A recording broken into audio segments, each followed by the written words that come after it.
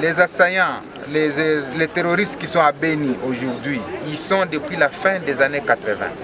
C'est-à-dire, lorsque le président Museveni, le président ougandais Museveni a pris le pouvoir à 86, il a chassé une bonne partie de ses opposants qui ont fui vers les massifs de Rwenzori que nous partageons avec l'Ouganda.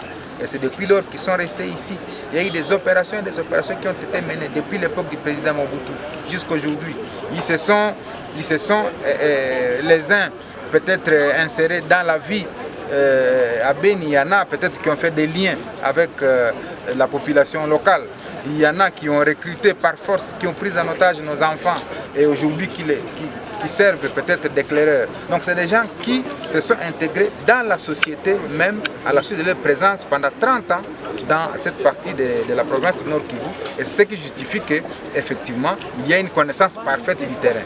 Ce ne sont pas tous des étrangers de la région. C'est des gens qui sont là depuis 30 ans et qui connaissent presque tous les sentiers, mieux peut-être que les éléments des FARDC qui viennent des centres de formation. Alors, comment on les a laissés pendant tout ce temps? Ce n'est pas une guerre conventionnelle.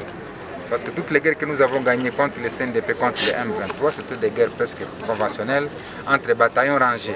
Mais cette fois-ci, ceux qui ne connaissent pas Beni, ce n'est pas sur un terrain de football où il y a 11 joueurs d'un côté, 11 de l'autre. C'est une forêt dense à côté du massif de Rwenzori.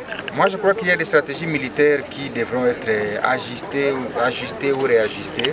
Et il nous appartient à nous, et avec la population, de devoir plutôt collaborer avec nos forces armées ainsi que la brigade d'intervention, celle de la MONUSCO, pour donner les informations nécessaires. Mais tout ce que je sais, c'est que l'armée congolaise n'a pas les idées sur les moyens en termes d'hommes pour devoir mettre fin à cette nébuleuse, ces mouvements terroristes des EDF.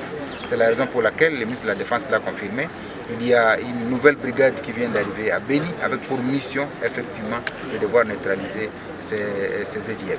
Mais des sentiments d'hommes et de femmes normaux ne peuvent pas nous amener à croire qu'à côté des 1000 militaires que nous avons perdus depuis le début du combat à Beni, nous puissions confirmer que ce sont ces mêmes militaires qui collaborent avec les rebelles. Pourquoi ils se feraient tuer s'ils sont en train de collaborer avec les rebelles?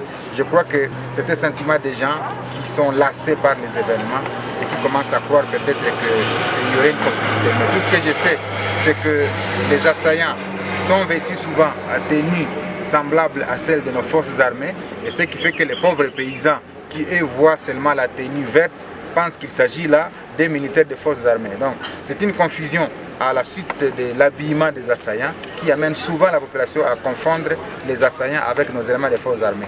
Mais tout homme normal ne peut pas aujourd'hui comprendre et croire que les militaires qui se font tuer à longueur de journée, qui tombent dans les embuscades chaque jour, puissent être encore les mêmes militaires qui appellent les ennemis à venir tirer sur eux. Donc je crois que c'est des allégations qui sont souvent avancées, mais il faut une enquête pour que toutes ces allégations soient soit infirmées, soit confirmées.